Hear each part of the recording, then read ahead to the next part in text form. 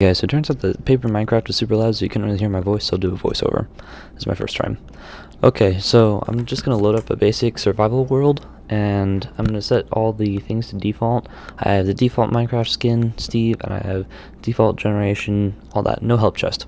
I'm just going to start off with a normal thing. I used to have a series kind of like this, but I only made it through day 1 because I just couldn't really record. But now that I have kind of a more independent space, I can. So I'm just going to load in really quick, and then we're in. Yeah, here we go. So I just spawned kind of near a kind of bad biome. It's birch, so it's not quite as good as it could be, but it works, you know, it works. It's wood.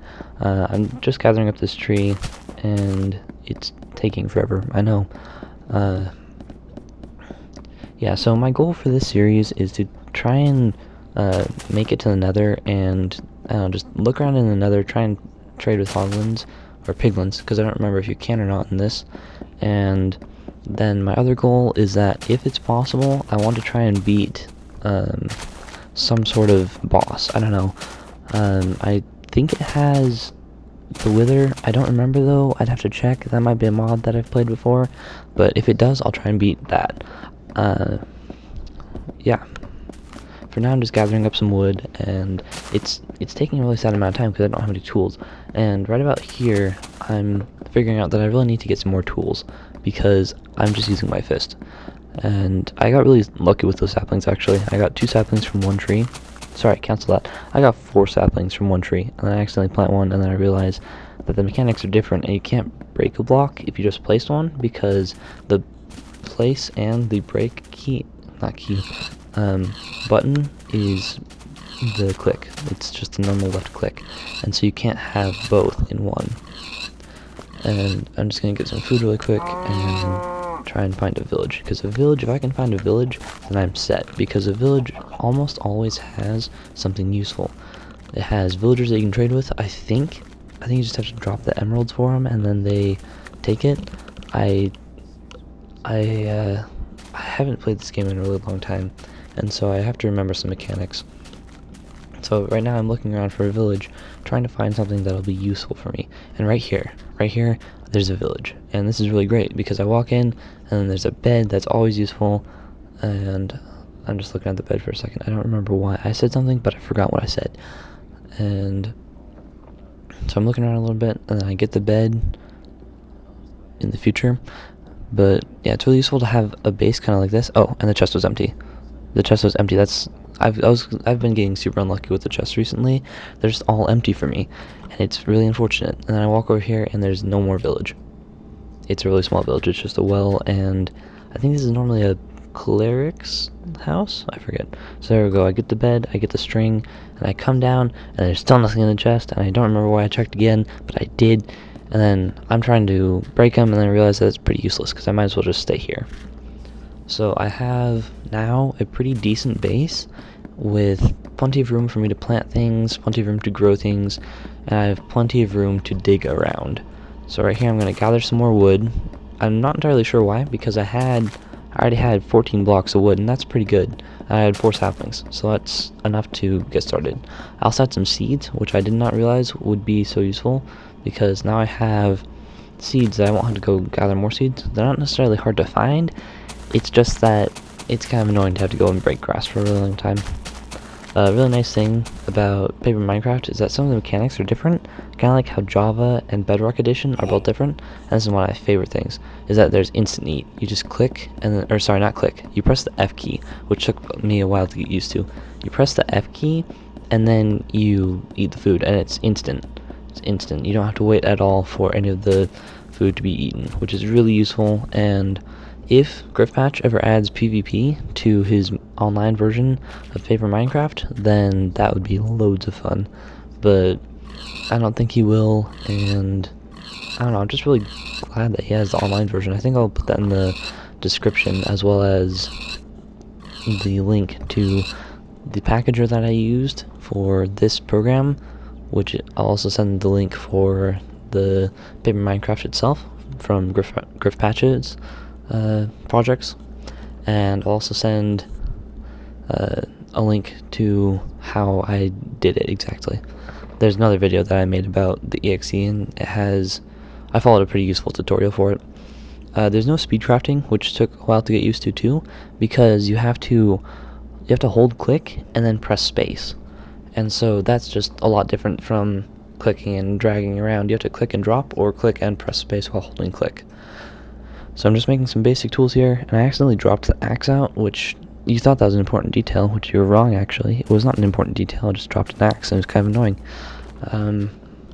Yeah, so I'm waiting for my food to cook, because if I didn't have that food, I would probably have been dead already. Or already as in the future. Yeah, so I'm going to go over here and I'm going to start mining. And I'm really unsuccessful because there's no iron and there's no coal down here. There is a fun little surprise that I did find though, which was really cool to find but pretty useless. You'll see it in just a few seconds after I get down far enough. This looks oddly familiar to one of my most popular Minecraft shorts, paper Minecraft shorts, which managed to get 1,700 views, and I don't know how, because it's not high quality, and it's not really anything special, but for some reason, it did really, really well. So here I'm going to craft a stone pickaxe, but then I remember that you actually need sticks for a stone pickaxe. And that didn't occur to me until a while later, because I'm pretty sure I just have dementia or something. I don't even know what the disease would be. We're going to call it dementia. So, yeah.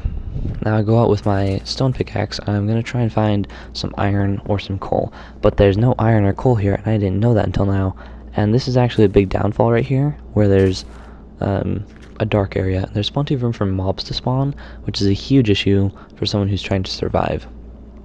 So I'm going to go ahead and make a stone axe, just because I might as well just have one in my inventory, and then I drop dirt. I am not very careful with what I'm holding. So then I head back down. There's no mobs yet, which is good, and I dig down hoping to find something, but no, there's just gold. I can't even mine gold. It's pretty useless right now, so I just mine my way back out. I place some more cobble to pillar up. Oh, also, you can place blocks really fast in this one. You don't have to click individually, you can just hop and hold, and it works really well. And here I'm trying to find more iron or coal, and luckily I didn't take any damage from that. And then I noticed that there's this zombie, and I don't really want to try and fight against one right now, because zombies are kind of difficult in 2D Minecraft, because hitboxes, they're a little different than normal Minecraft. They're like the bottom right hand side of a mob is where you have to hit it, and it's kind of a small and difficult one to hit. So normally you'll have your cursor 3 blocks behind a mob, and then you click, and that's how you hit it. But other than that, it's really difficult to hit a mob. And here I find some coal. That's really useful because I need that to cook more efficiently and eventually cook iron. And as you might have noticed, the video is about 12 minutes long, because that's about how long a day is, from sunrise to sunset, not from sunrise to midnight. There is a time feature, and you can change the time, which is really useful, but in this challenge, I'm not going to be using cheats. So I'm just going to have no commands being used, no time changes, no changes really after I've gotten past the title screen, which we already have gotten past. And if you made it this far in the video, maybe consider subscribing, because I doubt most people will make it this far. And yeah, I'm making this video mainly because one of my most loyal supporters, one of my most loyal subscribers, they've personally requested that I make another Paper Minecraft video, because it did really well as a short, and they thought it might work well again. So I'm really hoping that this one does well. So then again, I'm back with the villager, and I try and click on him and press E, which is how you interact with blocks. So like for the crafting table, I hover my cursor over it and press the E key. But then I remember that it's not like other versions of Minecraft where you just press your interact key next to a villager. No, you have to drop the emeralds, if I remember correctly. I'll need to actually test that theory in the future. If I ever get emeralds, I'm going to try and test that theory. I can also ask one of my friends from Productive Peeps Productions if he knows the way to trade with the villager, which he probably does, because he was really good at Paper Minecraft, and I really strongly suggest you check them out. They're not doing Minecraft videos, but they are doing stop motion productions. So here's my big downfall right here. I've left area for mobs to spawn. They can't jump 2 blocks high like we can, but they can damage me, and I can't hit them because their feet are too far down, and that's where I can actually hit them. So if I wanted to, I'd have to hop all the way down that hole and hit them, but you see how much damage they're doing. They're doing about 2 hearts each hit, and there's 2 of them down there, so they'll kill me pretty quick. So I just run away from that. I set my spawn point, because I decided to get a little bit smarter, and I placed down my bed, and now I have a respawn point, and I broke it because, you know, I slept for a second to set my respawn point, but not all the way through the day, because I still want to have a little bit of time to do something, and I see an arrow fly out at me, and that's how I know that there's a skeleton down there. And that is not very useful, because skeletons can do a lot of damage, and I can't take much damage right now. I don't have any armor, and I don't have any food. So, and then this skeleton, I think he hits me again as I'm trying to place this torch, and hit him, because he's still too low. And then you can see he does about 2.5 hearts of damage, which really hurts. So I run back up, and then I notice that chicken, the what's it called? Skeleton. The skeleton hit the chicken with an arrow and gave me some chicken, but it's still just not enough food for me. So now I'm gonna run back over to the home, and I'm going to go to bed. Good night, guys.